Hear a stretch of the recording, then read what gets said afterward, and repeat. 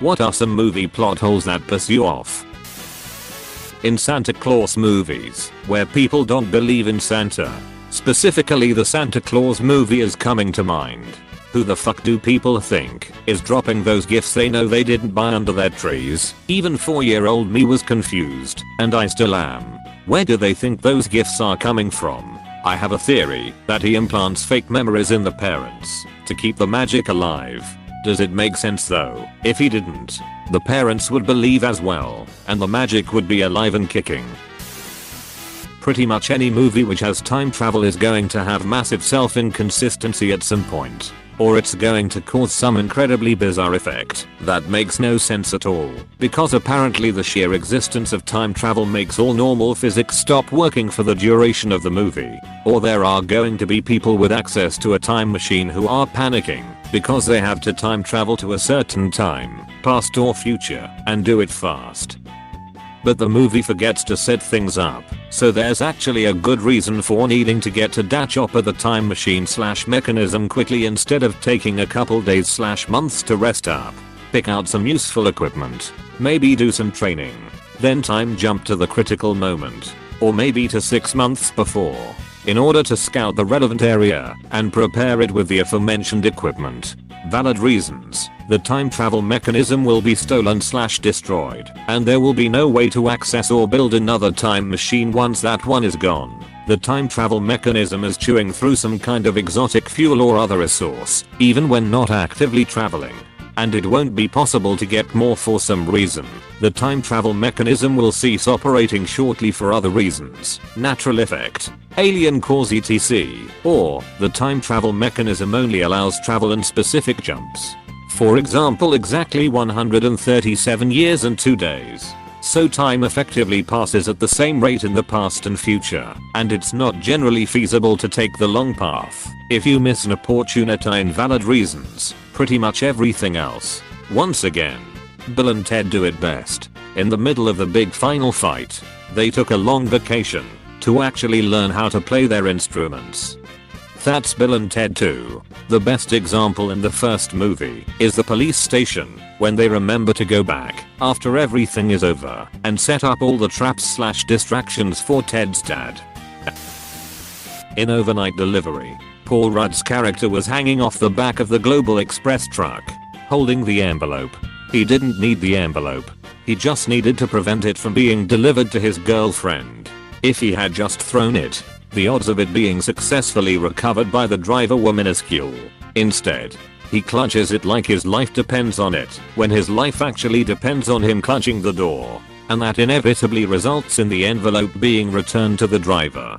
Edit. Bonus plot hole, he eventually falls off the truck and has road rash across his back / legs from where he was dragged on the pavement at 60 miles per hour. He is not bothered by this for the remainder of the film, and has no trouble comfortably sitting. Is that a plot hole, or is that a movie's take on the complex relationship between humans and rationality? G.I. Joe, The Rise of Cobra lets self-destruct the underwater base by blowing the ice pack above, and the ice will sink onto it. Came here to say this. Cobra Commander's whole evil plan hinges on ice sinking in water once it's broken up into smaller pieces of ice. It's summer grade fuckery. How Obi-Wan Kenobi aged at least 40 years in the 19 years between Revenge of the Sith and A New Hope. Tatooine is dry and sunny, and Obi-Wan had run out of his GD moisturizer. This would explain why Uncle Owen, being a moisture farmer, was so disdainful of Obi-Wan. Dude probably owes 10 years worth of moisture bills. Obi-Wan that fucking moocher. He goes and takes away stepbro Anakin, and then fucking murders him. Why iota? Now you see me. Whole movie is a plot hole. Oh, and let's ride a magical carousel at the end. Like that explains anything. Oh, and the second one was about 100x worse. Honestly, the biggest sin of Now You See Me is having a fucking sequel and not naming it Now You Don't. Why is the entire internet pissed at the same movie for the same reason? Because it was right there. Even Nism 2, Now You Don't would have been acceptable. In the movie Constantine, Rachel Weisz needs to commit suicide in order to glimpse hell and see the demons. Something like that been a long time. Her suicide method of choice is drowning. During the attempt, she tries to escape the tub when she runs out of air, but Keanu Reeves holds her down until she drowns, which is actually a murder and shouldn't fulfill the necessary requirements for the plot. Worse than that, the entire setup is that her twin sister Angie, who has apparently committed suicide, can't be buried in a Catholic cemetery. She's out to prove that her sister was murdered so that she can get a proper burial. But the Catholic ban on burying suicides was repealed in the 1980s. And in the mid-1990s the Pope acknowledged that people with serious mental illnesses can't be held accountable for their sins, up to and including suicide. Since Constantine is set in the 21st century, Angie, who has been hospitalized for decades due to psychosis, received a Catholic burial by default. In The Wizard of Oz, Miss Gulch was granted a sheriff's order to have Toto destroyed. It's still in effect after the tornado hit. Somebody is going to come looking for that dog. Let's say Gulch got killed by the tornado, so they dropped the matter. That's what I always figured. Planet of the Apes. Of course it was Earth all along. The monkeys spoke English. Yeah, you'd think an astronaut would be able to figure that out. Star Wars has something that doesn't make sense. The writers. It's because of the Force. Doctor Who does this. It doesn't make sense to me. Wimmy stuff. Show contradicts itself. Wibbly wobbly. Jeremy Beremy. Let's hang out in the of the eye. In the 2019 Aladdin live-action remake, Aladdin and Jasmine are trying to get the lamp away from Jafar and are carrying it off on the magic carpet, being chased by a giant Iago. Let me repeat that. Aladdin and Jasmine have the lamp on them. At any time, Jasmine could have rubbed it and claimed the first of her 3 wishes to fix it all. This bothered me also when Jafar became the master. The genie didn't fulfill all 3 wishes for Aladdin, yet so I was confused how he could have more than one master at the same time. That was in the original as well. Harry Potter and the Sorcerer's Stone. In the book, the characters talk about Snape protecting the stone, and his defense is the riddle that helps you drink potions that get you through the fire. In the movie the characters talk about Snape protecting the stone, but cut out how he actually protects the stone. Fuck. In the game, at least the PC version, his defense is part of the obstacles to get to the stone. I remember as a kid, having only watched the movie, I always wondered where the hell they got that from. At least someone did something right, lol. Not so much a plot hole, but in Armageddon, when the shuttle launched, both the solid rocket boosters and the big orange tank were jettisoned at the same time. That's not how it works, and I'm enough of a space nerd to have been annoyed by that long after the movie was over. I love that as a space nerd. That is what bothered you about that movie. Well, sure. Driving a canyon hopping tank on an asteroid is clearly one of the fiction parts of the science fiction here. The shuttle was supposed to be one of the science parts. There was a great early blog from like 99 or 2000 regarding Independence Day, and the guy calculated that the size and force with which the alien crafts all entering the atmosphere at the same time and then suddenly stopping obliterated the surface of the earth. It was so well researched and explained. And at the end I was fucking pissed at the plot, too. I'm never pissed at plot holes like this. At a certain point you can't worry about calculating the physics of a bunch of aliens entering the atmosphere, because frankly 99% of the audience won't care, and if you do, then the story becomes either a bunch of aliens very slowly and one by one enter the atmosphere, or a bunch of aliens invade the dead and dusty husk of Earth's surface. Neither helps the story. And who knows what alien technology they have. They had the technology to travel interstellar, which means they might as well be magic to us. We literally don't have the knowledge to understand how that would be possible. So maybe they have some sort of field coming into the atmosphere that doesn't have the impact we'd expect. I'm pretty sure they had to resolve those things on their planets before making their way to Earth from another galaxy. The plot of Looper is based around sending people back in time to assassinate them, since in the future tracking systems make it nigh impossible to dispose of murder victims' bodies. But since they have the technology to send people through both time and space, it would make more sense to send the victim back a random amount of time, and say 50 miles above the Earth, so the body would burn up in re-entry, or into a volcano, or the bottom of the Mariana Trench. Not to mention that, if the tracking systems are that good, there's pretty much only going to be one thing which can make a live person disappear off the system instantly and permanently, and that's time travel. A simply legal addition making forcible time travel have the same penalties as murder would close that loop. Don't know if you remember the movie, but time travel was instantly outlawed for similar reasons, and was used illegally by criminal organizations. People list things they don't like about popular movies, instead of actual plot holes.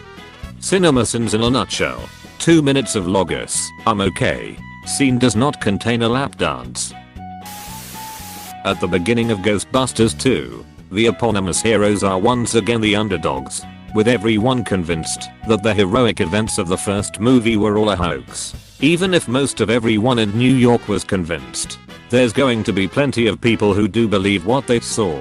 Plenty of evidence, especially in terms of raw tonnage of marshmallow, and enough people they helped from the first film to keep them from falling so far from grace. If nothing else, they would be wealthy on the book and talk show circuit. It didn't even have to significantly change the plot of the second movie. Everything else could have run exactly the same. Maybe a better Ghostbusters 2 plot would have them having become greedy and jaded from their success and adulation, and having to go back to finding the joy and sense of wonder that made them Ghostbusters in the first place. Something the real ghosts were the friends they made along the way. Yep. Harry Potter and the Goblet of Fire. It's such a blow to the heroes that Voldemort's return cannot be proven, since the captured Death Eater had his soul sucked out prematurely, and the only other eyewitness is a traumatized 14-year-old. If only there were multiple high-ranking adult characters who were present for the prisoner's full gloating confession, and whose memories of that event can be extracted and watched like TV by anyone who wants to. Yeah, it totally makes sense. But I think the case was that people were so rejecting the idea of Voldemort coming back that they just simply decided not to care and make fun of everyone who believes, without any further research. I think they feared too much to face the truth, so they didn't do any effort to actually find out what happened. Will get buried but a quiet place. 1. It starts out with a wife super pregnant with a baby that was obviously conceived within the time frame that these monsters were amok. So you're telling me that this whole time they were able to conceal her morning sickness, even when they can't even whisper too loudly or else he'll be discovered. 2. On that note, there's no way that amount of people could survive that long without making a noise accidentally. Think of sneezes. Mine are violent. People snore, fart in the middle of the night, stomach growls. Going #2 can be noisy. 3. Slightly referring to point 1. But they had all this gear and technology somehow for the baby. If they had access to all this, why wouldn't they have aborted the baby? That sounds harsh, but they already had young kids to fend and care for, and the baby puts them all at risk. 4. How would you keep a baby quiet? They cry, coo, giggle, and obviously don't know how to be quiet. And then how would you raise a baby without talking to it and teach it to speak? 5. Spoiler, it ends with this heroic moment where John Krasinski dies to save his wife and 3 kids, including a brand new baby. Guess what? There are still a lot of other monsters, and your whole family will definitely die now. All of this could have been avoided if they would have aborted the baby. They dug their whole family's grave. Additionally, they would go to the waterfall because they could talk and not be heard there. Why? After all this time, were they not migrating to this area and setting up camp or forming any sort of alliance with other humans? I doubt they could live next to a waterfall for 3 years or so for the baby to grow old enough to learn to keep quiet. But still, it's an explanation for how they could raise the baby. Also, the creatures aren't out and about 24/7. They just hunt for humans. And the humans just don't know when _ they'll be hunting. so some noises are okay if they're lucky enough to make them when the creatures aren't hunting. Literally everything about the premise of the Ant-Man movies. If mass is conserved when he shrinks, since all they are doing is shrinking the space between atoms, then 1. He should not be getting washed away by water because he still weighs 180 pounds or so. 2. When he punches, the large force applied to a small area by his small hands/feet should not be knocking people over, but rather give them the feeling of painful stings. 3. When he falls, again, that much force applied to such a small area means he should be causing serious dents in those materials, even when he runs. 4. How the fuck is a flying ant or a wasp able to fly with a 180 pound person riding on its back? 5. When he's large, he should have less overall density, so he should actually be more fragile and prone to damage himself. 6. Large ants should not be able to carry heavier loads, since they don't actually have more mass. It's just complete nonsense, and the movie fundamentally could not have unfolded the way it did had they stuck to consistency with physics. The absolute worst plot hole is the early explanation that it conserves your mass because it doesn't make your atoms smaller, it pushes them all closer together, but a major plot point is him shrinking smaller than an atom. Honestly, the only way to realistically justify half the shit in those films is going Pym may know how it works, but sure as hell isn't gonna explain it to his pet burglar. In the comics, it's theorized that Pym doesn't actually know how Pym particles work, just that they do, and how to get them to do what he wants. How many programmers do you know that understand, on the silicon electron level, how even desktop level apps work? Same concept. Very few. That's what I tell myself anyway. The answer to this question, for me, every time, is and always will be Indiana Jones' inexplicable ability to hold onto the outside of a U-boat as it travels underwater at high speed for miles in Raiders of the Lost Ark. U-boats didn't travel underwater unless necessary, because it really reduced their speed. Generally speaking, they only went underwater to attack.